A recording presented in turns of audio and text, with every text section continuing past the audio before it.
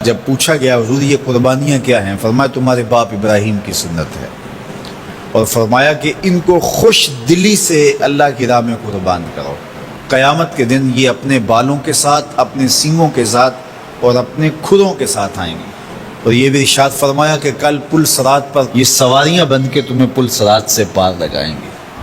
اور جب قربانی کے لیے کوئی شخص جانور خوش دلی کے ساتھ رضائے الہی کے حصول کے لیے ذبح کرتا ہے تو اس جانور کا خون زمین پر گرنے سے قبل یہ عمل قبول کر لیا جاتا ہے۔ اور یہ بات بھی ذہن میں رکھیے گا کہ ایام نہر یہ 3 دن جو خون بہانے کے ہیں، 10، 11 اور 12 تاریخ، ان ایام میں آپ جو بھی عمل کریں، نماز پڑھیں اور دیگر صالح اعمال کریں، بہت قابل قبول ہیں اور اللہ ان کو قدر کی نگاہ سے دیکھتا ہے۔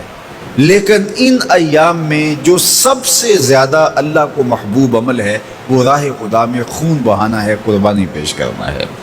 تو قربانی کا کوئی اور متبادل نہیں ہو سکتا۔ کچھ لوگ یہ فلسفہ ان دنوں کے اندر بیان کرتے ہیں کہ 20-50 ہزار کی قربانی کرنے کی بجائے اتنے اگر کسی غریب کو دے دیے جائیں تو اس کے 2-3 مہینے خیریت سے گزر جاتے ہیں، اور وہ گھر کے اندر جو ہے وہ ضرورت کی چیزیں ڈال لے تو گوشت تو 2-4 دن کے اندر کھایا پیا جاتا ہے، ختم ہو جاتا ہے۔ لیکن اگر اتنے پیسے کسی غریب کے گھر دے دیے جائے تو یہ اچھی بات ہے۔ تو اسلام کب اس عمل سے روکتا ہے؟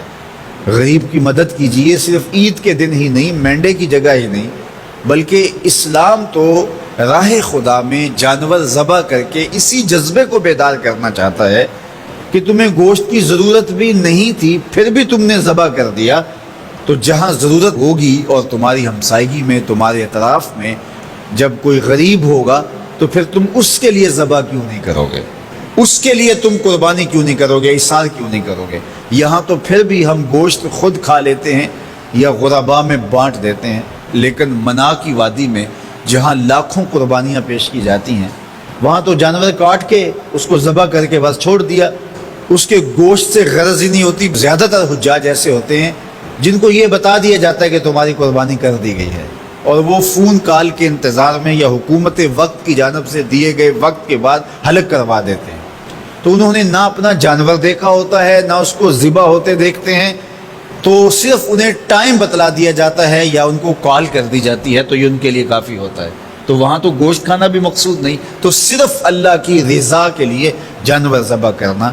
تو جب رضائے الہی کے لیے جانور ذبح کرنے کا جذبہ پیدا کر کے تمہیں راہ خدا میں خرچ کرنے کی ترغیب دی جاتی ہے تو پھر تم پورا سال خرچ کرو گے، تمہارے لیے کوئی مشکل اور کوئی مشقت نہیں ہوگی۔